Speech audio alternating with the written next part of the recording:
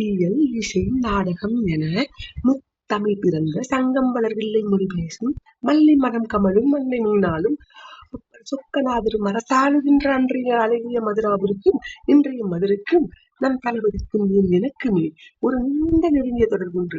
அன்றொரு நாள் அந்தி சாயும் அழகிய மாலை பொழுதில் அருகில் இருந்த அந்த பழைய திரையரங்கின் காணொலியில் தான் நான் கண்டேன் உன்னை. அன்றுதான் முதன் முதலாய் என் மனதிற்குள் பித்தாய் பூவே உனக்காக என்று.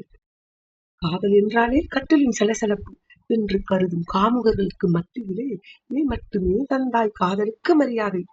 என்ன தெரியும் உனக்கு என்று கேட்கும் எடுபிடிகளுக்கு ஏனோ தெரியவில்லை, நீ அரசியலின் அடிச்சுவடியை அன்றே படிக்க துவங்கிவிட்டாய் என்று.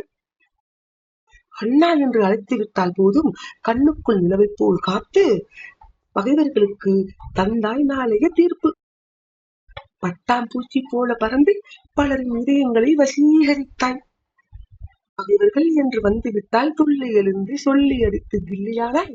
துரோகிகளுக்கு துப்பாக்கி தோட்டாவானாய். காற்று புகாத சட்டத்தின் நுணுக்கமெல்லாம் நீ காவலர்க்கே கற்றுத்தந்தாய் தமிழில். தாய்மார்களுக்கு தங்க மகனாய், தந்தைகளுக்கு தலைமகனாய், தரணியில் உள்ள சிறுவர்கள் அனைவருக்கும் தாய் மாமனுமாகி நின்றாய். இன்னும் இன்னும் எத்தனையோ இருக்கிறது சொல்ல. ஆனாலும் அத்தனையும் சொல்ல அவகாசம் எனக்கு இல்லை. வெள்ளை பட்டுடுத்தி விரலிடுக்கில் நுனிபிடித்து வீடு கொண்ட சிங்கமன வீதிகளில் நீ நடந்தால் இவர்களும் பறந்தோடி போய்விடுவர். கரைவேட்டிக்காரனெல்லாம் கைகட்டி தான் ரசிப்பர். அன்றே மக்கள் உணர்ந்து கொண்டார்கள் நீ தலைவா என்றும் அரசியலின் வாரிசு என்றும்.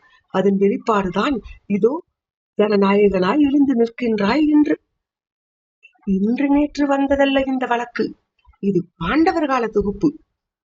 இதில் அதிகரிக்கத்தான் செய்யும் கைகலப்பு, ஏனெனில் அதுவே கௌரவர்களின் எதிர்ப்பு.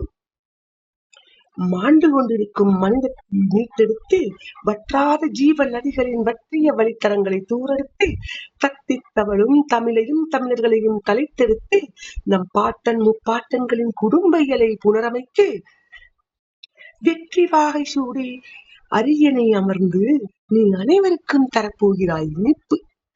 அதுவே என் அப்பன் நம் ஈசனின் தீர்ப்பு. இத்தனையும் நான் சொல்லித்தான் தாங்கள் அறிய வேண்டுமெனில் நமக்குள் ஏது பிழைப்பு?